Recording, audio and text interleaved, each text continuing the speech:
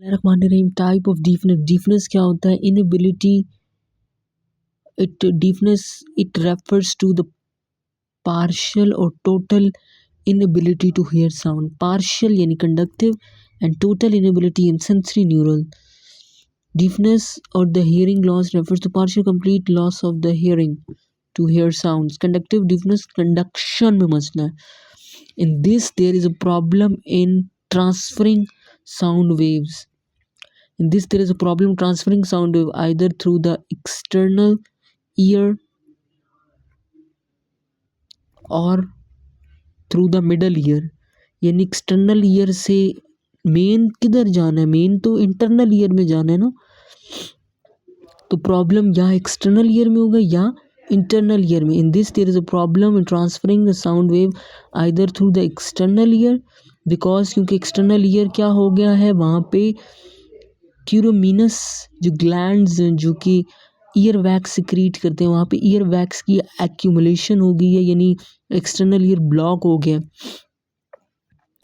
और when there is a defect, और यहाँ पे और दूसरी क्या रीज़न हो सकती है? ऑटोस्क्लेरोसिस की हो सकती है वजह कि मिडल ईयर के अंदर डिफेक्ट हो सकता है। एक तो एक्सटर्नल ईयर में वहाँ पे क्या होता है कि in this there is defect in the transferring sound waves either through external ear, क्योंकि एक्सटर्नल ईयर ब्लॉक हो गई ईयर वैक्स से, और this is defect in the conduction of the vibration by the middle ear from eardrum to oval window.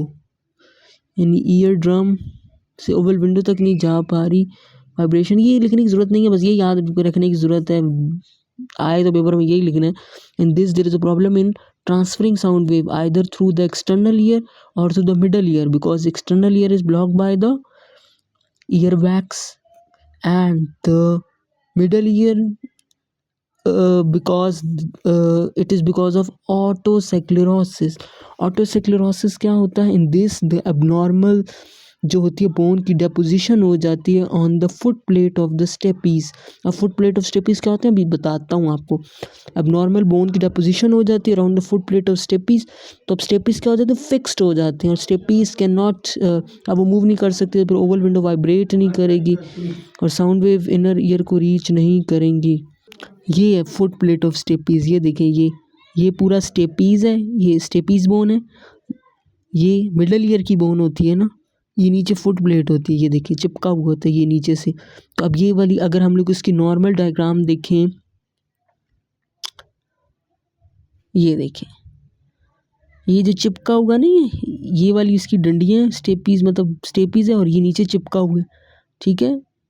ये उसके साथ अगर इसी के ऊपर स्टेपीज की जो फुट प्लेट है, ये जो नीचे जिस चिपका हुआ है, ये फुट प्लेट है, ये यहाँ पे मेरी उंगली है, ये तो डंडियाँ फुट प्लेट नहीं है, ये वाली फुट प्लेट है। यहाँ पे कोई बोन की डिपोजिशन हो जाए, अभी फिक्स हो जाएगी, पक्की हो जाएगी, हिल नहीं सकेगी ना, तो फिर ओवल विंडो कैसे वाइब्रेट करेगी? इससे आगे ओवल विंडो आती है, ओवल विंडो वाइब्रेट नहीं करेगी तो साउंड किस तरह आगे इंटरनल ईयर तक जाएगी? तो इसमें मसला होगा ना। यही वाली सारी बात कर लिए। तो sound waves can not travel from middle ear to internal ear. Sensory neural deafness it refers to the hearing loss जो कि परमानेंट होती है। It refer due to the some pathology of cochlea, auditory nerve, auditory centres of brain, damage to hair cells, old age, prolong exposure, antibiotic drug streptomycin जो कि resistance TB में देते हैं हम लोग, और ये हेयरिंग लॉस कर सकता है क्योंकि हेयर सेल्स को डैमेज करता है। In sensory neural difference there is a damage to hair cells of the organ of Corti. Organ of Corti के हेयर सेल्स डैमेज होते हैं तो हेयर सेल्स रीजनरेट नहीं कर सकते, so sound vibration can not be, जो sound vibration होगी can not be converted into the nerve impulses and reaches the brain. एक और बात, सेंसरी न्यूरल डिफरेंस के अंदर साउंड की कंडक्शन में कोई मसला नहीं है, साउंड जा रही है लेकिन ब्रेन उसको इंटरप्रेट नहीं कर पा रहा क्योंकि हेयर सेल डैमेज हो गए हैं जो कि साउंड वाइब्रेशन को नर्व इम्पल्सेस में कन्वर्ट करते थे। ये इसका डिफरेंस बहुत ज़्यादा इंपॉर्टेंट है।